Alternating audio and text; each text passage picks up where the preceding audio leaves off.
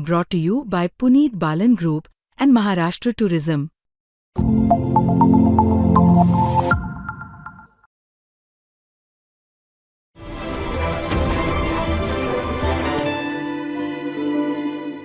हा कायदा व्यक्तीच्या विरोधात नाही. पहिली गोष्ट, या कायद्यात व्यक्तीला अरेस्ट नाही करतात तुम्हाला. हा कायदा काय आहे, एखादी संघटना जी आहे ही संघटना अशा प्रकारच्या अनलॉफुल ऍक्टिव्हिटीजमध्ये त्या ठिकाणी कार्यरत आहे तर त्या संघटनेला बॅन करता येतं. आणि संघटना बॅन झाली तर त्या बॅन संघटनेचं जे काम करणार आहेत त्यांच्यावर तुम्हाला कारवाई करता येते. आता मी आपल्याला उदाहरण सांगतो की आपल्यापूर्वी 4 राज्यांनी हा कायदा केला. या 4 राज्यांनी ज्या संघटनांना बॅन केलं त्या संघटना महाराष्ट्रात काम करतात. कारण महाराष्ट्रामध्ये कायदा नव्हता, आपल्याला त्यांना बॅन करता येत नव्हतं. त्यामुळे त्या सगळ्यांनी हेड ऑफिस महाराष्ट्रात आणलं. सगळ्यांचं सेफ हेवन महाराष्ट्र कसा झाला की आपल्याला आश्चर्य वाटेल, इतर सगळ्या नक्षल इन्फेस्टेड स्टेट्समध्ये 12 संघटना, 14 संघटना, 20 संघटना, महाराष्ट्र एकमेव राज्य असं आहे की ज्या ठिकाणी 64 संघटना काम करतायत.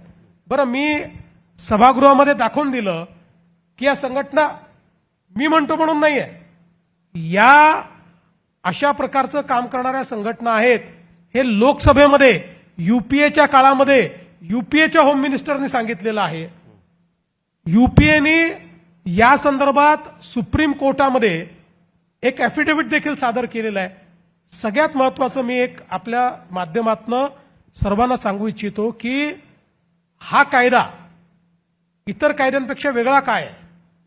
कुठल्याही कायद्यामध्ये तुम्हाला पहिले अटक होते, त्यानंतर तुम्ही कोर्टापुढे जाता. हा कायदा पहिला कायदा असा आहे की ज्या कायद्यामध्ये एखाद्या संघटनेच्या विरुद्ध पुरावे असतील तर त्याचं ते नोटिफाय करून तुम्हाला एका मंडळापुढे जावं लागतं. ते मंडळ काय आहे, तर ते मंडळ हायकोर्ट जज, डिस्ट्रिक्ट कोर्ट जज आणि पीपी या तिघांचं मंडळ आहे. ज्या मंडळापुढे जाऊन तुम्हाला ते पुरावे दाखवावे लागतात आणि त्यांनी जर म्हटलं की हे पुरावे बरोबर आहे तरच तुम्हाला ते नोटिफाय करता येतं. हे पोटामध्ये पण होतं की तुम्हाला मंडळापुढे जावं लागायचं आणि त्यांच्यापुढे तुम्हाला सिद्ध करायला लागायचं की ह्या अशा पद्धतीचे स्ट्रिंजंट लागू शकतात. पोटामध्ये असं नव्हतं. पोटामध्ये ती स्वतंत्र व्यवस्था नव्हती. पोटामध्ये ती पोलीसची व्यवस्था होती. इथे स्वतंत्र व्यवस्था आहे. इथे हायकोर्ट जज म्हटलेलं आहे. हायकोर्ट जज, डिस्ट्रिक्ट जज, बेसिकली ज्युडिशियल रिव्ह्यू होईल.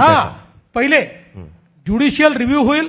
त्यांनी सांगितलं की हे पुरावे पुरेसे आहे तर नोटिफिकेशन कायम होईल. आणि ते नोटिफिकेशन कायम झाल्यानंतरही त्या संघटनेला 30 दिवसाची वेळ दिली हायकोर्टात जाण्याकरता. पुन्हा हायकोर्टात ते जाऊ शकतात. अशा प्रकारचं तर नॉर्मल कायद्यामध्ये कोणाला नाहीये. नॉर्मल कायद्यात तर मला तुमच्यावर जर एफआयआर करायचं, मी एफआयआर केला तुम्हाला डायरेक्ट अरेस्ट करू शकतो. त्यामुळे हा कायदा करत असताना याचा कुठलाही दुरुपयोग केला जाऊ शकत नाही. अशा प्रकारची व्यवस्था आपण याच्यामध्ये तयार केलेली आहे. आणि ज्यावेळी अशा प्रकारे दोन्ही तिन्ही स्क्रुटिनीमधनं एखादी संघटना बॅन होते त्यावेळी त्या संघटनेचं काम करणारा हा अनलॉफुल ऍक्टिव्हिटी मानली जातो.